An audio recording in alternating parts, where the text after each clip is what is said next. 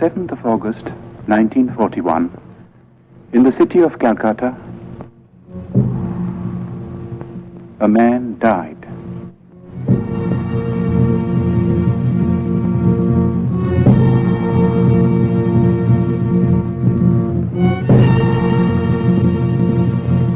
His mortal remains perished, but he left behind him a heritage which no fire could consume. It is a heritage of words and music and poetry, of ideas and of ideals, and it has the power to move us, to inspire us, today and in the days to come. We, who owe him so much, salute his memory.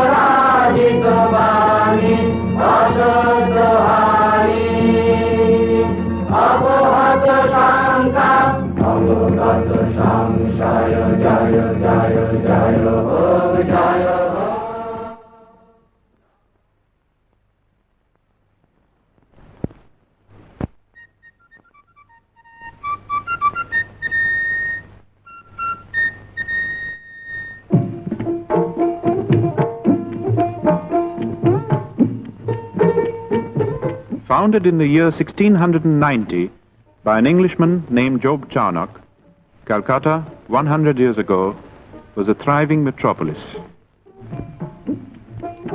Queen Victoria was proclaimed Empress of India in 1877.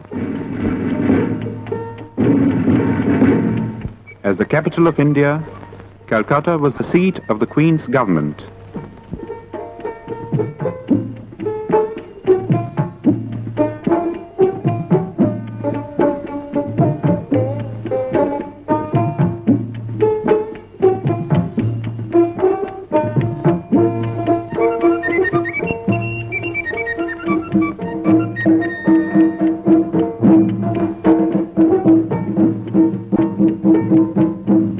In the northern part of the sprawling city, in the area known as Jorashako in Chitpur, was the family residence of the Tagores.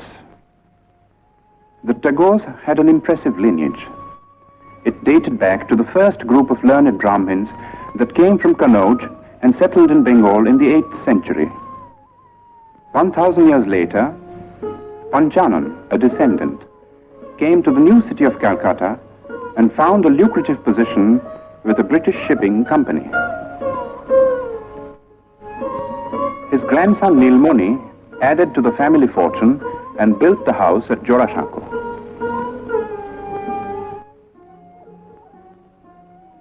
The peak was reached with Nilmoni's grandson, one of the most brilliant and colorful figures of the 19th century. Dwarkanath Tagore combined cultured sophistication with a largeness of heart and a rare degree of business acumen. Coal, sugar, indigo, exports, banking, newspaper. There was no end to his enterprises, and he succeeded in all. If his earnings were fabulous, so were his spendings.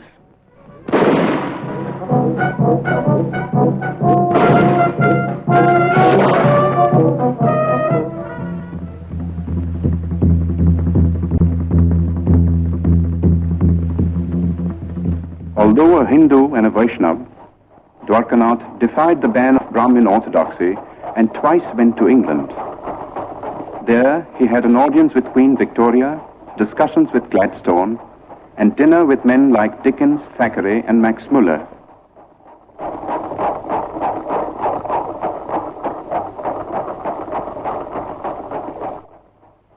Shortly before his death in England, Dwarkanath had written to his eldest son in Calcutta, reproving him for neglecting the family's business affairs.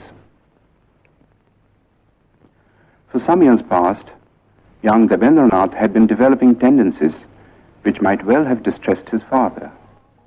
It began in a burning cart. The last rites were being administered to Rabindranath's grandmother. Not far away, on the riverbank, sat Rabindranath. Like many a rich man's son, he had been leading a wayward life. But tonight, he was overcome by a strange feeling.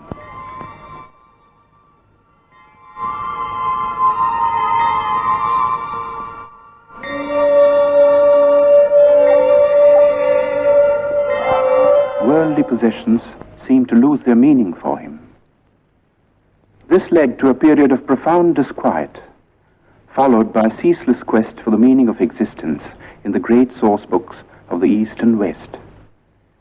He read the materialist philosophers of modern Europe, Locke, Hume, Bentham, and others, whose ideas were so much in vogue among the students of the time. Then he learned Sanskrit and read the Mahabharata. But peace of mind would not come until one day he chanced upon a torn page of a Sanskrit book. There was a sloka in it which said, "God is supreme and all-pervading. Enjoy by renunciation. Covet not another's wealth." This was a page of the Ishopanishad, edited by Raja Ram Mohan Rai. Ram Mohan had been a close friend of Dwarkanath's. As a boy, Rabindranath had a deep and silent admiration for the man. But the greatness of the Raja's vision and the magnitude and nobility of the tasks he had set before himself were beyond the boy's comprehension. Ram Mohan lived in times when India's spiritual heritage was being submerged in ritual and superstition.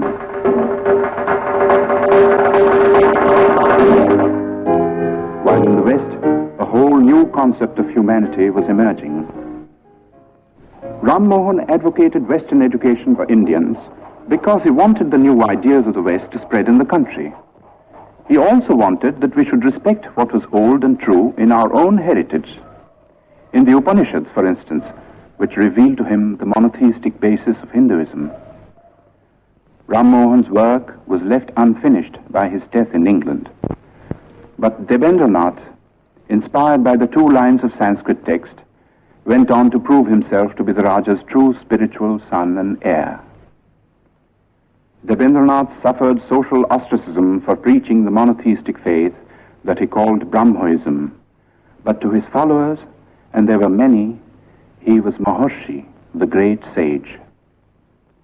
When Rabindranath was born, the Maharshi was 45 years old. His wife Sharada Muni was 33.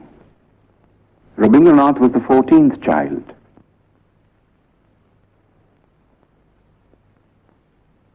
The eldest was Dijendranath, poet, philosopher, mathematician. Second son Satyendranath translated the Gita and Meghdut in Bengali verse and became the first Indian member of the Indian civil service. The 5th son Jyotirindranath was a born musician, translated Moliere and Sanskrit dramas into Bengali, and wrote and staged some of the most popular Bengali plays of his time. Among the daughters was Swarna Kumari, the first woman novelist and the first woman to edit a journal in India. Indeed, it was a household which hummed with artistic activity.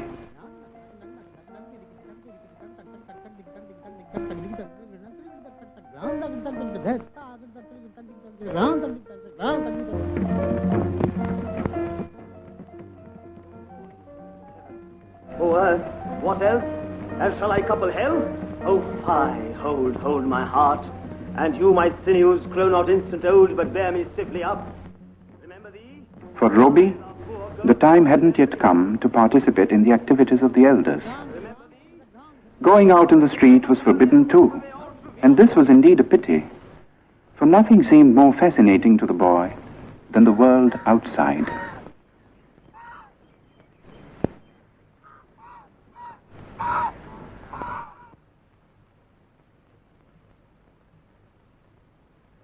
At the age of 7, Roby was sent to school. See a box. তুমি কি একটি বাক্স দেখিতে পাইতেছ? Yes, I can see a box. হ্যাঁ, আমি একটি বাক্স দেখিতে পাইতেছি। Yes, I can see a box. Robbie went to 4 schools and hated them all. But to say that he lacked education would be wrong. For his third brother Rabindranath saw to his studies at home, and it was all done by the clock.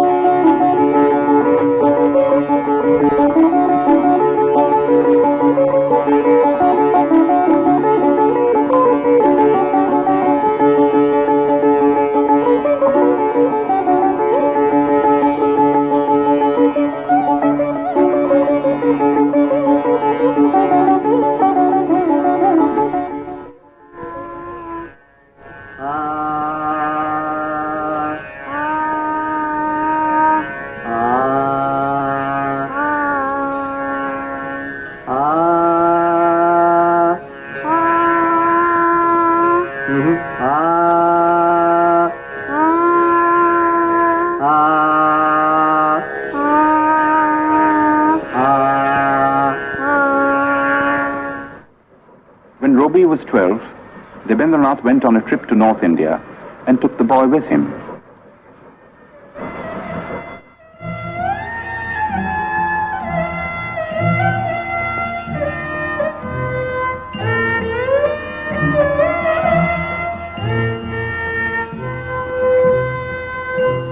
The last stop on a long tour was the rest house on Bakrota, the highest hill in the hill station of Dalhousie in the Punjab.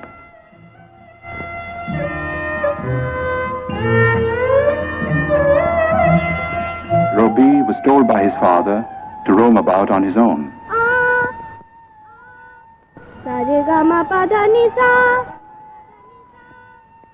He was also taught to rise before the sun.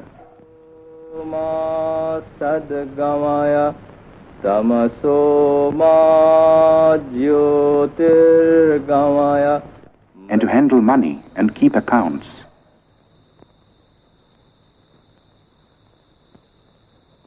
The days often ended with the boy singing devotional songs to his father.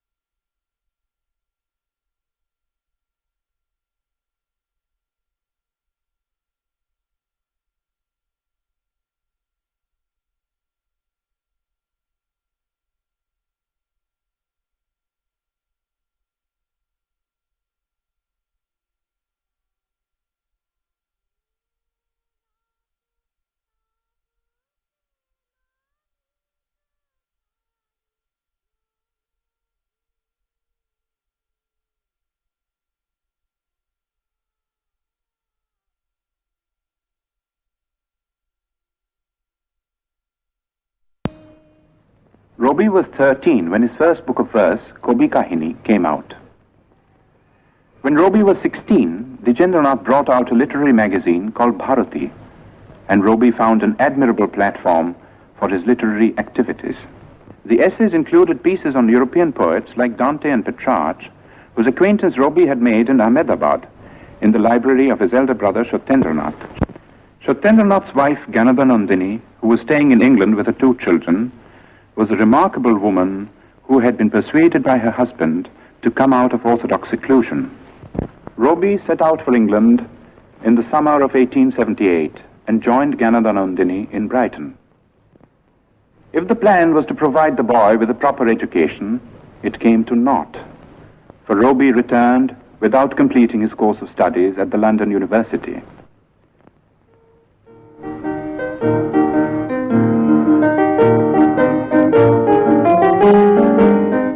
While in England, Rabindranath had become acquainted with Western music.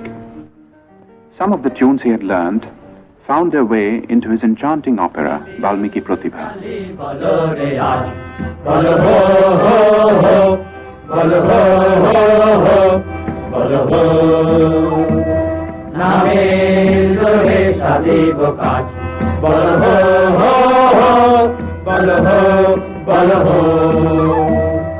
ওই ঘোর মাত্রকার নিত্য রঙ্গ মাঝারে ওই লক্ষ লক্ষ যক্ষ লক্ষ ঘের শ্যামারে ওই লক্ষ পট্ট কেশ অট্ট অট্ট হাসে রে হা হা হা হা হা আরে বল রে শ্যামা মায়ের জয় জয় জয় জয় জয় জয় জয় জয় জয় জয় আরে বল রে শ্যামা মায়ের জয় জয় জয় আরে বল. There were other tunes, however, which came from classical Indian ragas, used for the first time in an operatic context.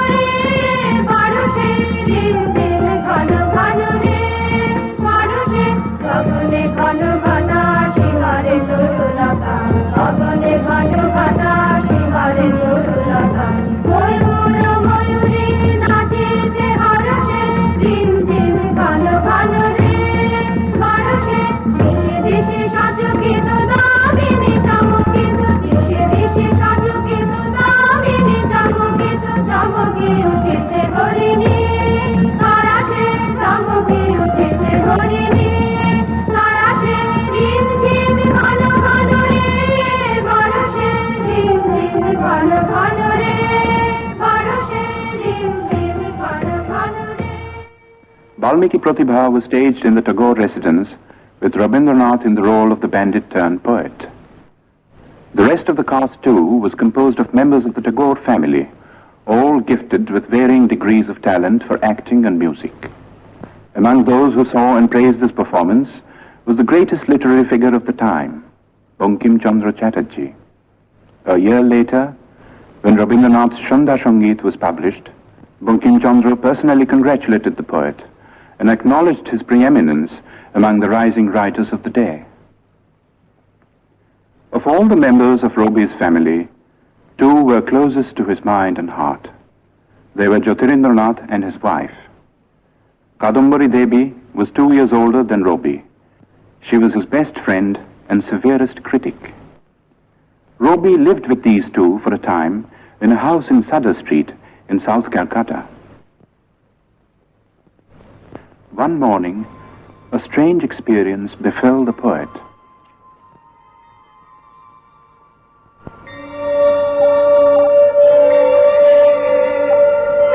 One day, while I stood watching at early dawn, the sun sending out its rays from behind the trees, I suddenly felt as if some ancient mist had in a moment lifted from my sight, and the morning light on the face of the world revealed an inner radiance of joy.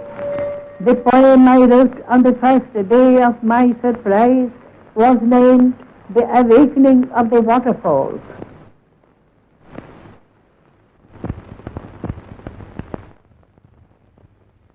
At the age of 22, Rabindranath married Bhavatarini Devi. The old-fashioned name was later changed to Mrinalini. 2 months before the wedding, Rabindranath had received a letter from his father in which he was asked to prepare himself to look after the family estates. After a period of initial training in the estates offices in Calcutta, Rabindranath found himself in the very heart of rural Bengal, in the region around the river Padma. With a worldly wisdom unusual in a poet, but characteristic of the Tagores, Rabindranath in later life set about in a practical way to improve the lot of the poor peasants of his estates, and his varied work in this field is on record. But his own gain from this intimate contact with the fundamental aspects of life and nature, and the influence of this contact on his life and work, are beyond measure. Living mostly in his boat and watching life through the window, a whole new world of sights and sounds and feelings opened up before him.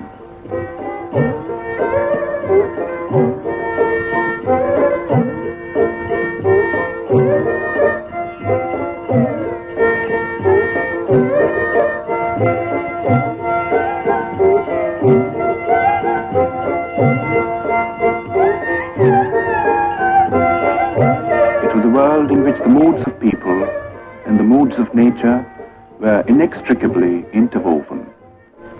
The people found room in a succession of great short stories, and nature in an outpouring of exquisite songs and poems. Dominant was the mood of the rains, exultant and terrible.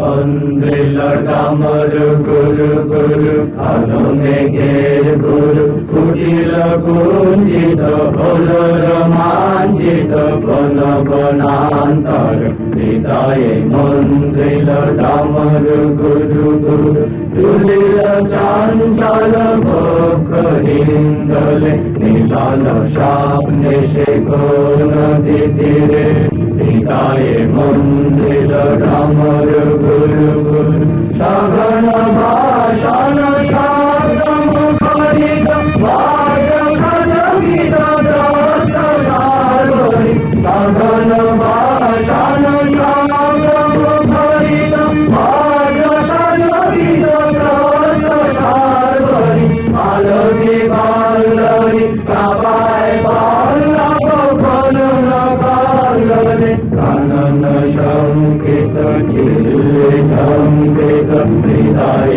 मंदिर डामर गुरु गुरु कालो मेघेर गुरु कुटिल कुंचित whole रोमांचित.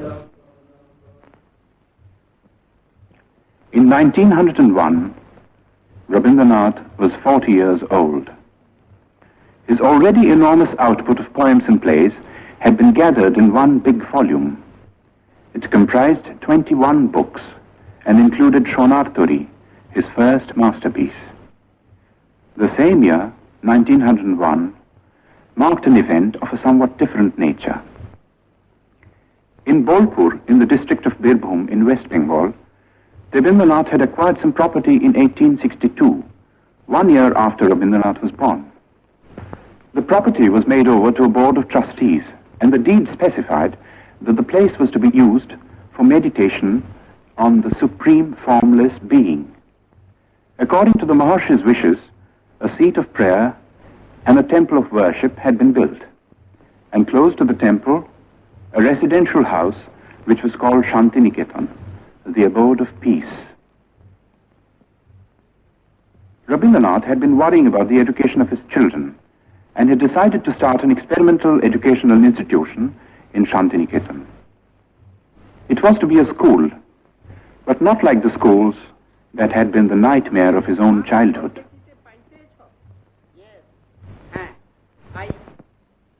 It was to be like the forest hermitages of classical India.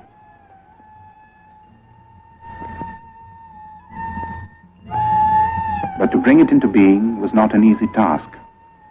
For one thing, it cost money. Rabindranath was obliged to sell, among other things, the copyright of his books. His wife added her bit by selling her wedding ornaments. 2 months after the school was opened, she was taken ill. 3 months later, at the age of 29, she died. For Rabindranath, it was the beginning of a series of personal tragedies. 9 months after his wife's death, his second daughter Renuka passed away. The hardest blow of all came 4 years later. Youngest son Shomindro took after his father in many ways. He was only 13 when he fell a victim to cholera. It was in the midst of these bereavements that Rabindranath participated in one of the greatest political upheavals in the history of India. In December 1903 was published the decision of India's Governor-General Lord Curzon to split up Bengal into 2 provinces. The idea was to create a separate province with a Muslim majority which would induce a rift between the two main religious groups and avert the possible growth of a united front against the government. But in proposing the partition, Curzon merely fanned the flame of patriotism that had been smoldering in the minds of certain visionaries all through the period of the Renaissance in Bengal. These men now came to the fore and led the millions to rise in protest.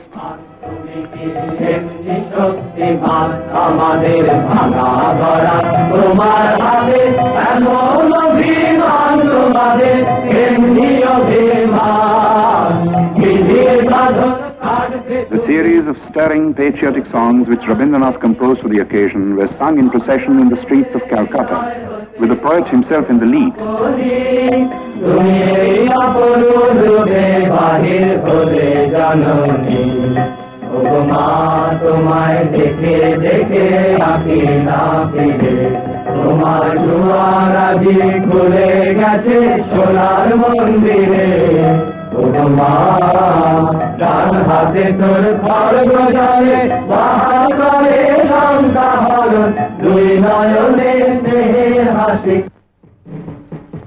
On October 16, 1905, the partition became an accomplished fact. In a form of protest that only a poet could conceive, Rabindranath turned the Black Day into a mass festival of Rakhi Bandhan, the tying of the band of friendship.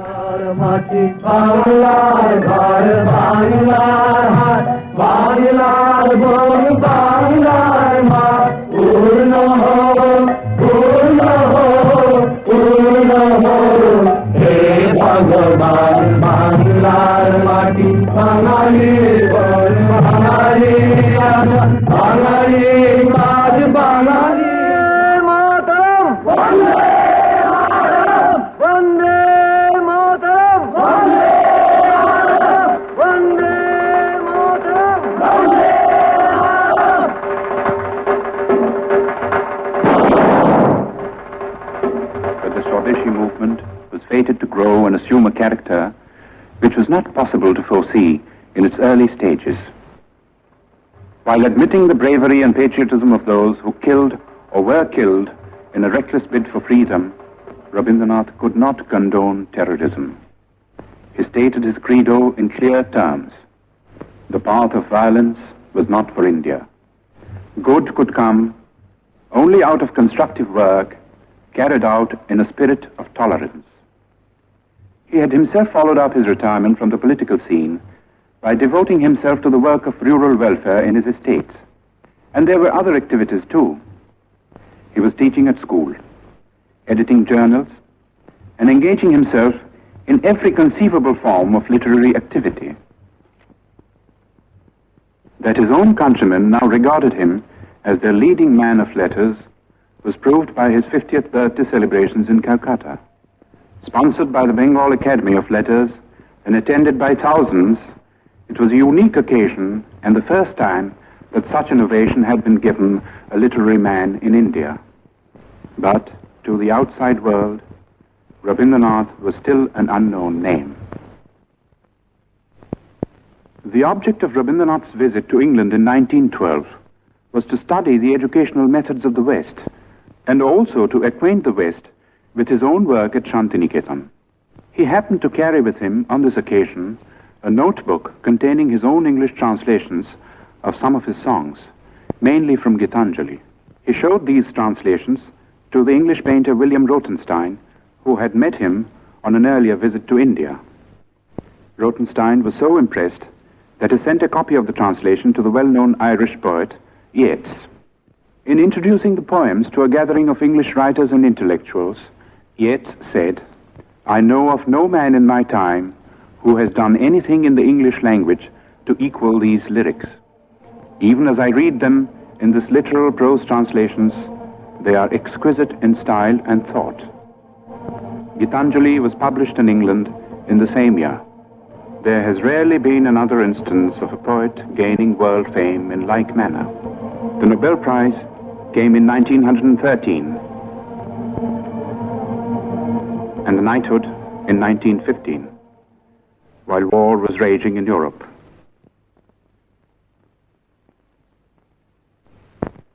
Touring the United States and Japan in 1916, Rabindranath made eloquent appeals for peace. He felt that world peace could only be achieved through intellectual cooperation between nations. He said, "The call has come to every individual in the present age to prepare himself and his surroundings for the dawn of a new era, when man shall discover his soul in the spiritual unity of all human beings." Pursuing this noble idea of international cooperation, Rabindranath gave the school at Shantiniketan a new status and a new name, Yatra Vishwam Bhavati Ekaniram, where the world becomes a single nest. This was the motto of the Vishwa Bharati. It was inaugurated on the 24th of December, philosopher Brajendranath Sheel presiding. Rabindranath made over the entire Nobel Prize money towards the building of this university. While peace had been restored in Europe, in India there was unrest.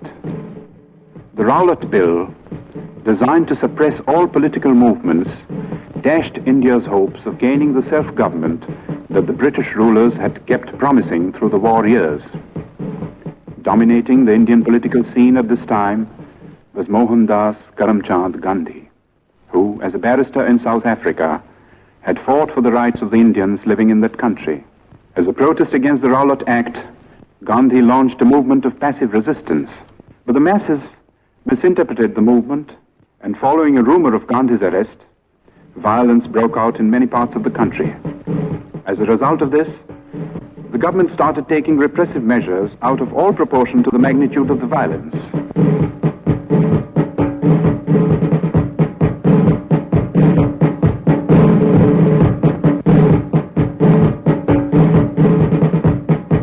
In the Punjab, martial law was declared.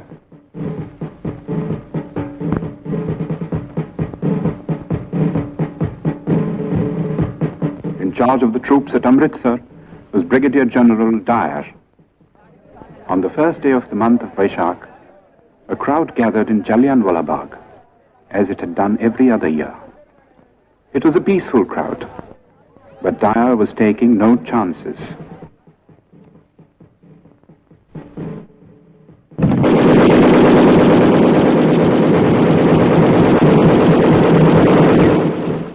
News of the Amritsar incident was suppressed by the government, but details filtered through to other parts of the country, and even to the abode of peace.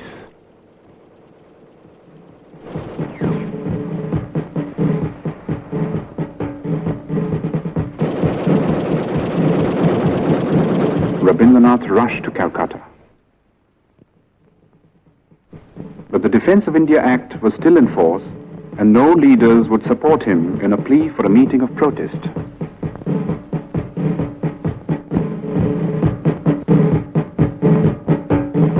At 4 o'clock in the morning of May the 30th, Rabindranath finished writing a letter. It was addressed to the Viceroy. Condemning the government for the killing in the Punjab, Rabindranath ended by saying, "And I, for my part, wish to stand shorn of all special distinctions by the side of my countrymen, who, for their so-called insignificance, are liable to suffer degradation not fit for human beings. And these are the reasons which have painfully compelled me to ask Your Excellency to relieve me of my title of knighthood."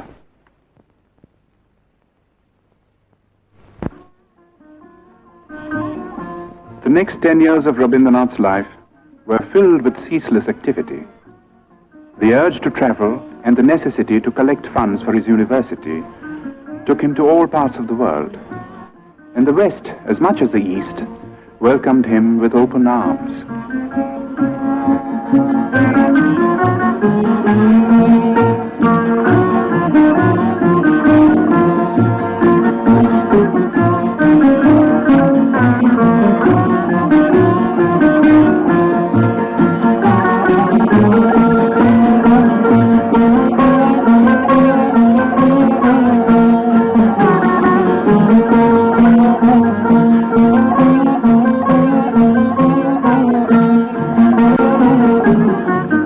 Wherever he went, he spread the message of peace and stressed the importance of intellectual cooperation between nations. He said, "We ought to know that isolation of life and culture is not a thing of which any nation can be proud. In the human world, giving is exchanging. It is not one-sided."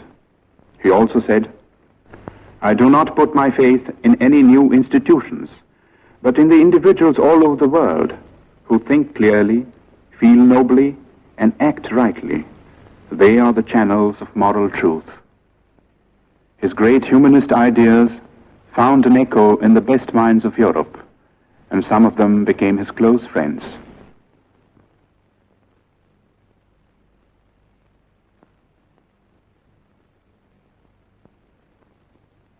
In the meanwhile, the institution at Shantiniketan had come a long way from its modest beginnings. Its scope for studies had greatly increased.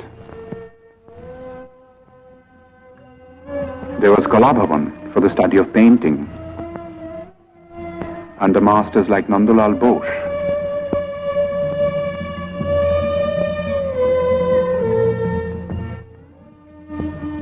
Who was himself a pupil of Rabindranath, the poet's nephew. The Sangeet Bhavan, which neglected no branch of Indian music, had also grown under Dinendranath, another nephew of the poet.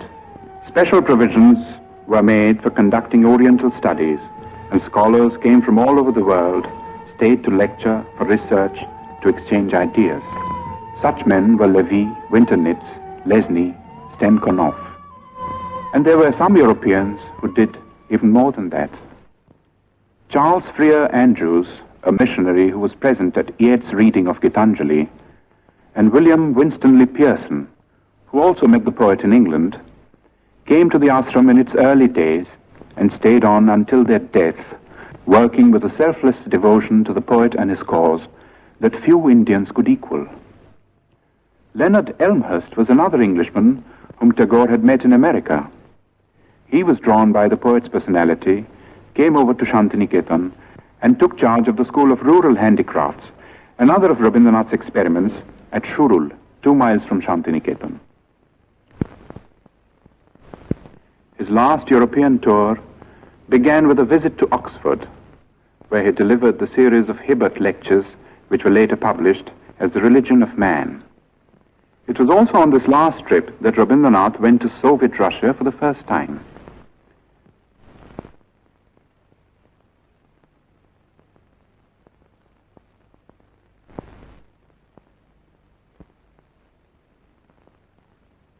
On the eve of his departure from Moscow, he told his hosts, "You have recognized the truth that in extirpating all social evils, one has to go to the root, and the only way to it is through education." In Russia, as well as in other countries that he visited on this tour, Rabindranath held exhibitions of his paintings. At the age of 70, Rabindranath had found a new outlet for his creative urge. It was astonishing the way it started.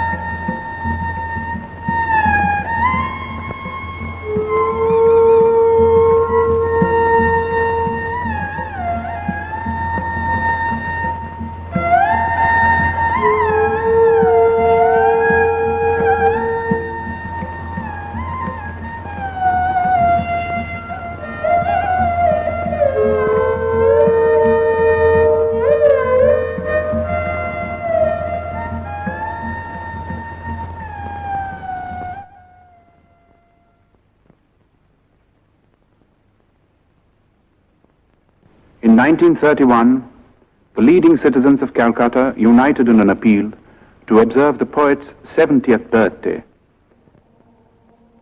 It was celebrated in a manner that was truly worthy of the occasion.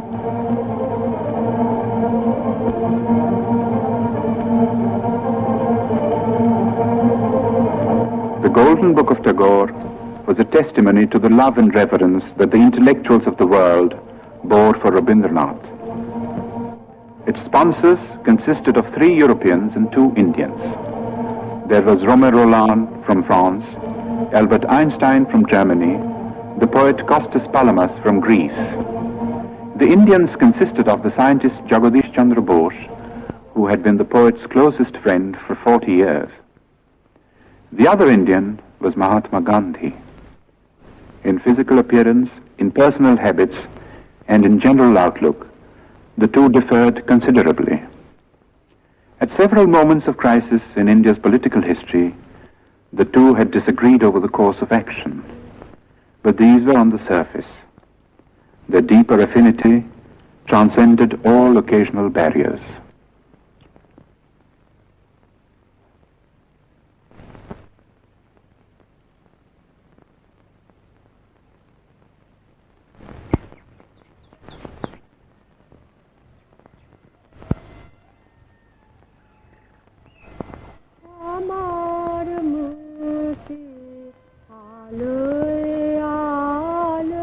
The last years of the poet's life were spent largely in his beloved Shantiniketan.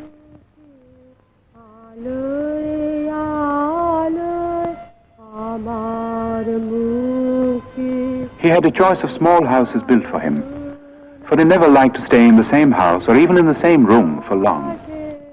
It was, in a way, symbolic of the refusal to get into a rut which marked his whole life. In his writings, he was now producing some of his most striking, original, and mature works, and these included textbooks and nonsense rhymes for children, not an unusual occupation for someone who had loved and understood children so well and done so much to mold them for a better future.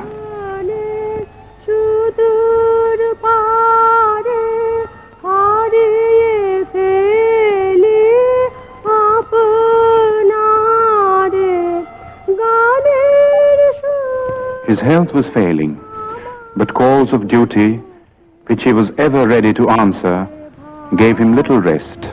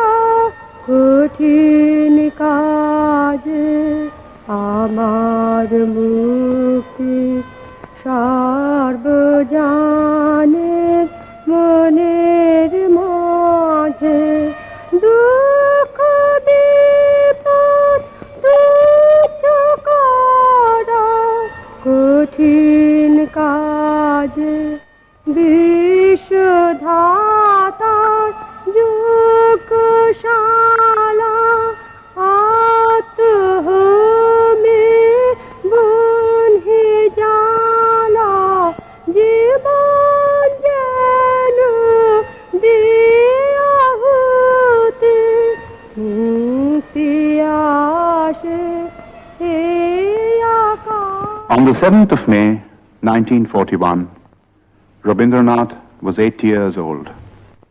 3 months later, he was to leave Shantiniketan, never to return.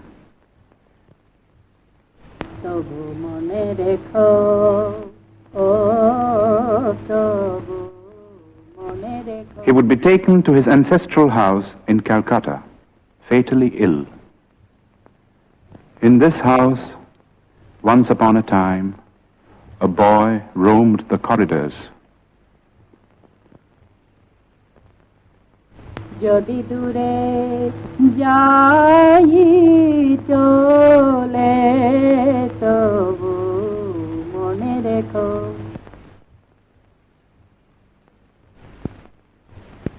What is the fun of always writing and writing? When I take a father's pen or pencil and write upon his book just as he does, A, B, C, D, E, F, G, H, I, why do you get cross with me then, mother? You never say a word when father writes.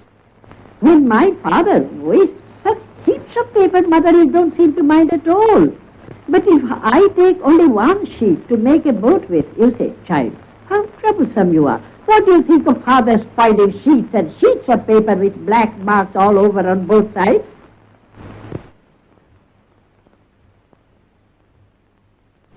একদিন যদি খেলা থেমে যায় মধুরাতে তবু মনে রেখো, ও তবু মনে রেখো। একদিন যদি বাধা পড়ে কাজে শারদ প্রাতে মনে রেখো, যদি পড়িয়া মনে ছলো ছলো জল নাই দেখা দেয় নয়ন কোণে তবু মনে রেখো।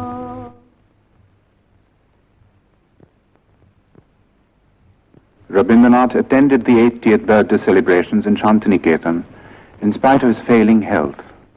Today, for the occasion, he had composed a message, his last message to the world. It was called The Crisis in Civilization. It concerned itself with the state of the so-called modern civilization, a civilization that was being shaken to its very roots by barbaric wars of aggression.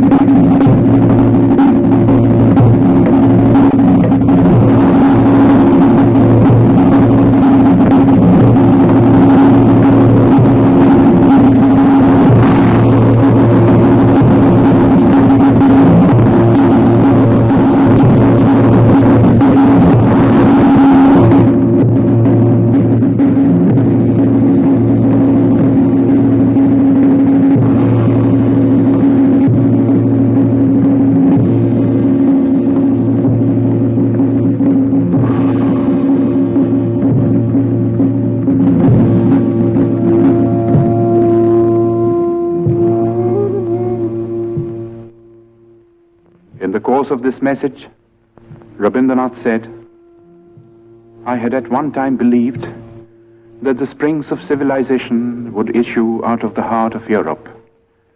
But today, when I am about to leave the world, that faith has deserted me.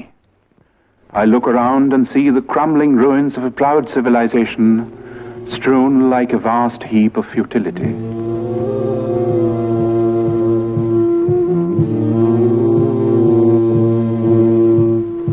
And yet, I shall not commit the grievous sin of losing faith in man.